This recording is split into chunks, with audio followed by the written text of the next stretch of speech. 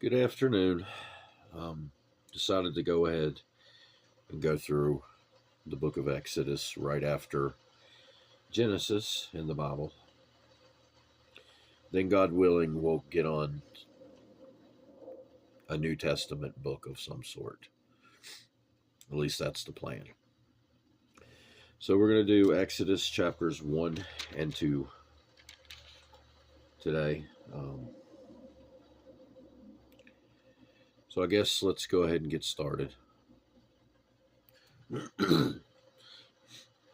Chapter 1.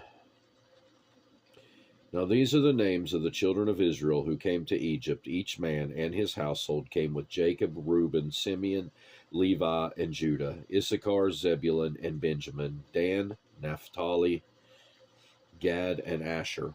All those who were descendants of Jacob were 70 persons, for Joseph was in Egypt already. And Joseph died, all his brothers, and all that generation. But the children of Israel were fruitful and increased abundantly, multiplied and grew exceedingly mighty, and the land was filled with them. Now there arose a new king over Egypt who did not know Joseph, and he said to his people, Look, the people of the children of Israel are more and mightier than we. Come, let us deal shrewdly with them, lest they multiply, and it happen in the event of war, that they also join our enemies and fight against us, and so go up out of the land. Therefore they set taskmasters over them to afflict them and their burdens, and they built for Pharaoh supply cities, Pithom and Ramses. But the more they afflicted them, the more they multiplied and grew, and they were in dread of the children of Israel. So the Egyptians made the children of Israel serve with rigor, and they made their lives bitter with hard bondage, in mortar, in brick, and in all manner of service in the field. All their service in which they made them serve was with rigor.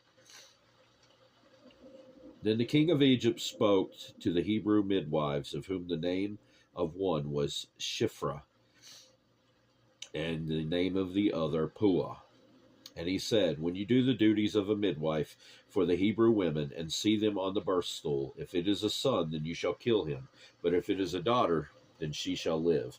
But the midwives feared God, and did not do as the king of Egypt commanded them, but saved the male children alive. So the king of Egypt called for the midwives, and said to them, Why have you done this thing, and saved the male children alive? And the midwives said to Pharaoh, Because the Hebrew women are not like the Egyptian women, for they are lively and give birth before the midwives come to them. Therefore God dealt well with the midwives, and the people multiplied and grew very mighty.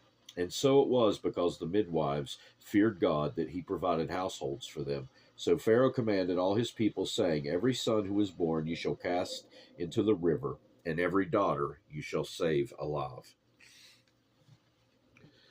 Chapter 2.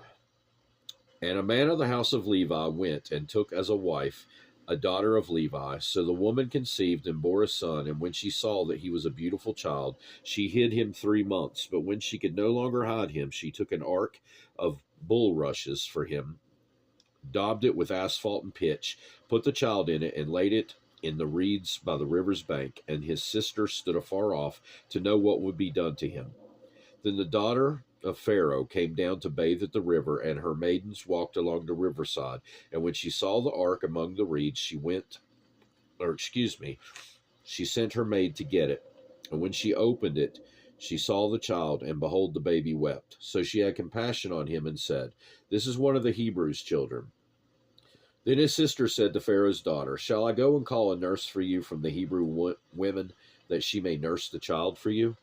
And Pharaoh's daughter said to her, Go. So the maiden went and called the child's mother. Then Pharaoh's daughter said to her, Take this child away and nurse him for me, and I will give you your wages. So the woman took the child and nursed him, and the child grew, and she brought him to Pharaoh's daughter, and he became her son. So she called his name Moses, saying, Because I drew him out of the water.